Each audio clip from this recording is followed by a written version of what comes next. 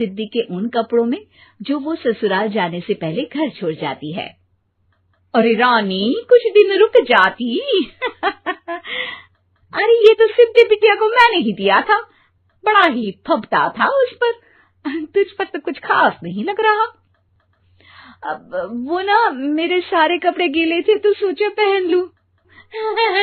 वैसे भी सिद्धि को कौन सा दिन पुराने आउटडेटेड कपड़ों को पहनना है।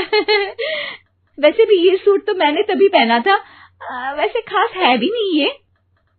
हाँ ठीक है, लेकिन ना मेरी सिद्धि पर तो जमता था। सारे मेहमान चले जाते हैं और सिद्धि ससुराल से मायके पहली बार आती है। ओह, अपना घर, अपना कमरा, अपनी अलमारी। ये बोलकर जैसे ही सिद्धि अलमारी खोलती है तो सामने उसके कपड़ों की जगह कुछ और ही रखा होता है। माँ, ओ माँ, जरा कमरे में तो आना। सास और रानी वहां पहुंच जाते हैं। रानी ने पहनी होती है सिद्धि की जींस और टी शर्ट। अरे भाभी, ये क्या? ये तो मेरी बड़ी ही महंगी टी शर्ट है, इसे आपने घर में क्यों पहनी है? अरे बहुत मिलती है दीदी ये चौक की मार्केट में, 150 में।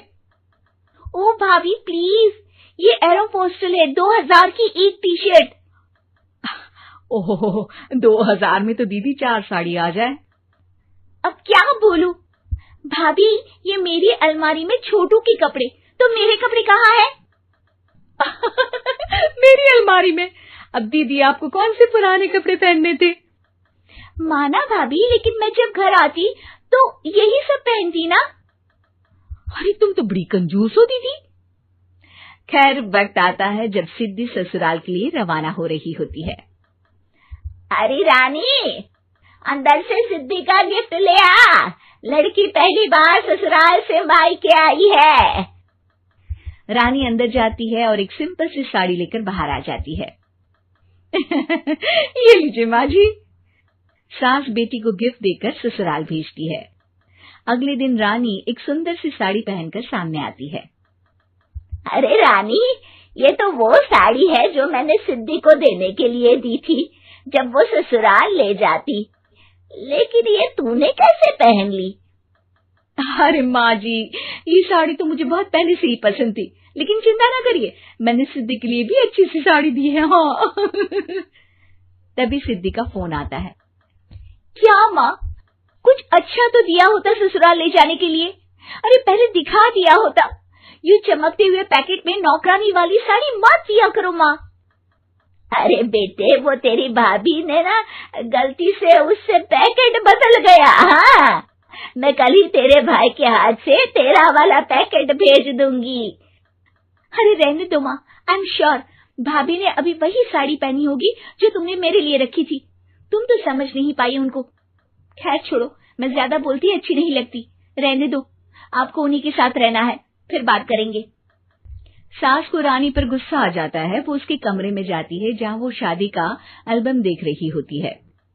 रानी, मार्केट जाकर एक ऐसी ही साड़ी लेकर आ, कल प्रतीक जाकर सिद्धि के घर दे आएगा। अरे क्यों माँ जी, कितनी साड़ी देनी है दीदी को? यहाँ कोई सेल लगी है क्या? अरे चुप कर, मेरे बेटी के हिस्से की साड़ी खुद पहन ली, अब ज्यादा ज्ञान बांट रही है। एक दिन सिद्धि का फोन आता है। माँ, मेरी सास ने आप सबको खाने पर बुलाया है। सारे लोग सिद्धि के ससुराल पहुँचते हैं। खाना खाकर वो लोग निकल रहे होते हैं कि सिद्धि की सास सभी को गिफ्ट देती है। अरे बहन जी, बेटी के घर का खाना खा लिया, यही बहुत है जो आप ऊपर से गिफ्ट भी दे रही है। अरे बहन जी, आप भी कहाँ इन बातों पर विश्वास कर रही हैं।